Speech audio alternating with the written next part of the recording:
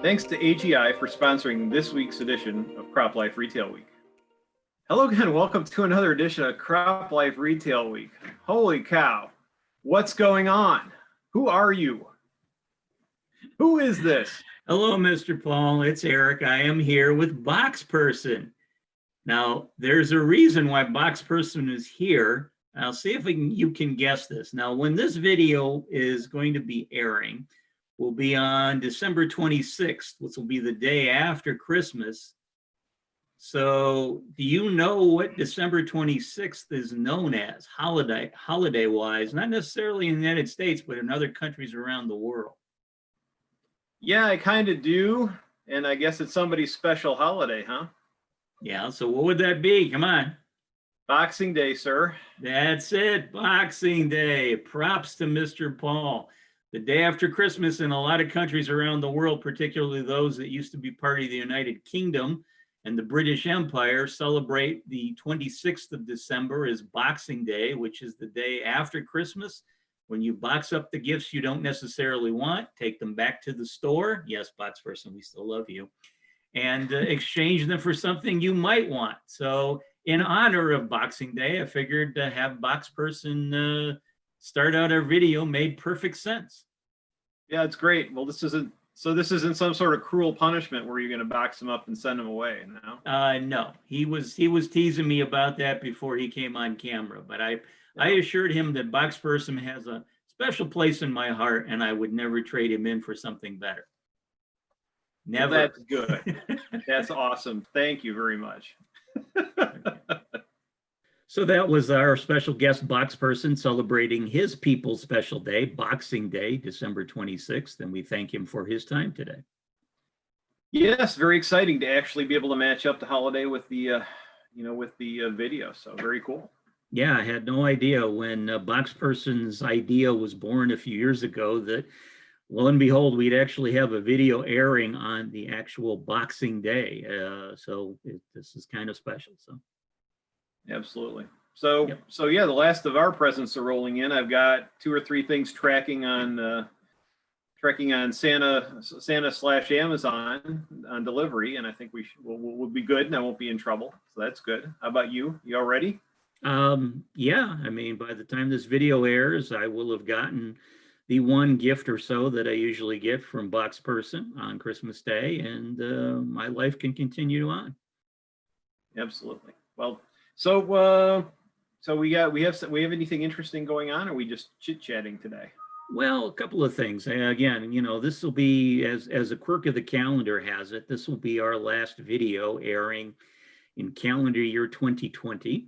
So I thought I just want to wrap up a couple of stories that I was tracking that we've been looking at throughout the year that now seem to have a little bit of finality to them. First off, you remember back during the summertime, there was a preliminary settlement for Dicamba injury. $300 million was being set aside for growers that claimed that Dicamba spraying off target had damaged their crops. The final agreement for that was signed, Paul, on December 16th. So now claims can start to be filed by growers here by the end of December. So after this video airs the following week, probably after the Christmas holiday, will be a time when folks who may have been having some of their crops damaged by Dicamba can put in some claims. Yeah, interesting. Yeah, that's hopefully the story is winding down. Probably not, but hopefully to some degree. We will see. And then the other thing is, of course, we've been talking a little bit about how much corn, U.S. corn, has been going out to countries around the world. And we got some final numbers on that this week. Looks for 2020, it looks like about 1.7 billion bushels of U.S. corn will be heading overseas, which is an increase of 242% from 2019's total. The top 3 countries buying corn in 2020 from the US were Japan, Mexico, and of course, China. And if you really want to have an impressive number, Paul, China's purchases of corn 2020 versus 2019 increased 19,521%. So the next time you tell me that you're going to give me 110%, I'm going to remind you that China really is making you look terribly bad, because 110% doesn't even come close to the number that I just quoted you there. Yeah, it's amazing. And good news. Hopefully we continue to see that business happening. This being our last video airing here in 2020, I thought we could go over what we thought was the number 3 most important or interesting story here in 2020. And obviously I say 3 because number 1 would probably be the impact of COVID-19 and the pandemic on the worldwide stage, and everyone basically we know, including us, being in the bunker or undisclosed locations, as you like to call it. Number 2 would be the presidential election here in the United States, which I think was supposed to have finished on November 2nd, but just seems to be like an Energizer Bunny and keep going and going and going in terms of stories. So those would be the top 2 stories in my mind for 2020. But I was going to ask you what your number 3 story would be, and I guess I would go with the whole Dicamba's registration being vacated back during the summertime. And for a couple of weeks there were a lot of meetings being held by the companies involved: Bayer, BASF, Syngenta, a lot of trade groups, a lot of growers concerned. And ultimately, the U.S. government stepped in and said that supplies could be used, and we did have a re-registration for the label that popped up in October. So it looks like for the next couple of years, the Dicamba question will not be as a big a question mark as it was here in 2020. But yeah, I would have to say, from an ag perspective, that's probably my number 3 most important story we saw here in 2020. So how about for yourself? What would you think?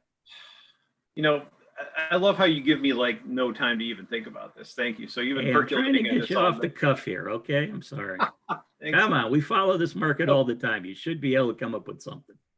I know, but my mind's kind of mushed up because I've been working on this Retail 2025 project, and there's like, right now I'm thinking 5 years into the future. So I've got this top 3 to 4 things retailers need to be working on. And I'd say probably 1A would be 2021 is going to be an important time to start working on those things that you think you need to do to get to 2025 to make your business sustainable through that period of time.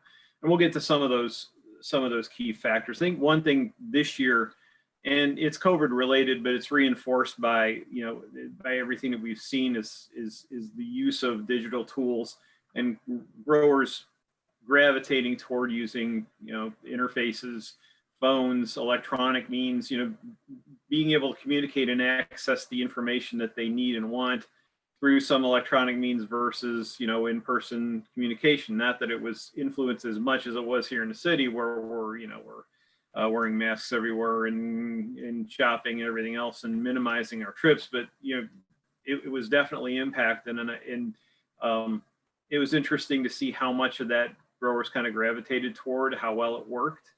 As I talked to a few people, if this had happened 3 or 4 years ago, this would have been way more disruptive than it was. And the industry was sort of set up so that the folks that were already doing it actually got a benefit from it. So, next year, I think it ups the ante and we'll continue forward. And that interest in digital technology and creating transparency so that they can see what's going on in their farm and get that information from their suppliers and their retailers is going to continue to be important. I think it's probably one of the more underlying compelling stories from the year past. Well, very good. All right. One other thing I saw today, and I have to give props to Willie Vogt. I saw the story on Farm Progress, but it's interesting. Was a new technology coming out of Russia. It's an automatic steering system that doesn't use GPS.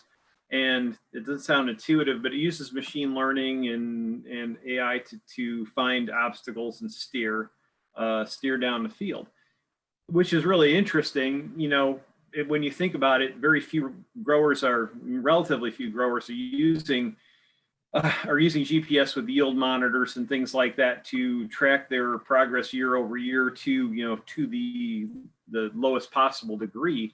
So being able to steer is the most important thing. So if you can steer and not have to worry about getting the signal from the GPS system consistently, if you could just have a system that is self-contained in the machine and it steers you just as effectively, all of a sudden you don't necessarily need to have that GPS for that particular application.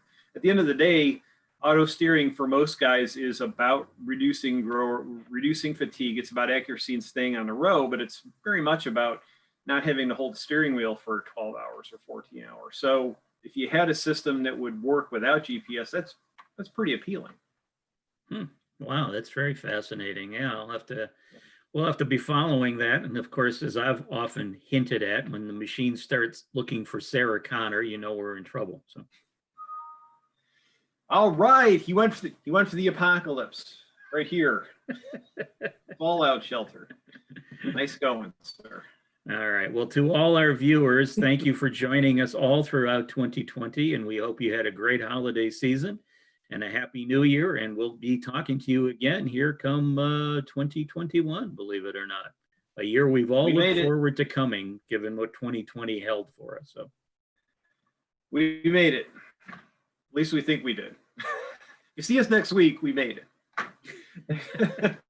Thanks for joining us in this edition of CropLife Retail Week, and Happy New Year. AGI SureTrack Plant Manager is a hardware and software platform that includes trusted solutions for bin monitoring, automated grain conditioning, soil probes, and weather stations. The newest addition is AGI SureTrack Plant Manager, which is a unified, comprehensive management platform that interfaces with all your liquid and dry fertilizer blending equipment. SureTrack Plant Manager combines the proven functionalities of Jungi Dispatcher and Yargus software suite. Key features include increased ROI due to reduced training efforts and increased employee productivity, a single platform giving retailers the opportunity to manage liquid and dry orders, a modernized UI that employees are familiar with, and friendly reminders that required maintenance is due to be performed. For more information, visit aggrowth.com/fertilizer, call, or contact your AGI Fertilizer Systems sales representative. If you have questions or comments about today's episode of Retail Week, contact us by email or Twitter, or type your message in the comment section below. Your feedback is important to us. We'll try our best to address your thoughts in next week's episode. And be sure to subscribe to our YouTube channel.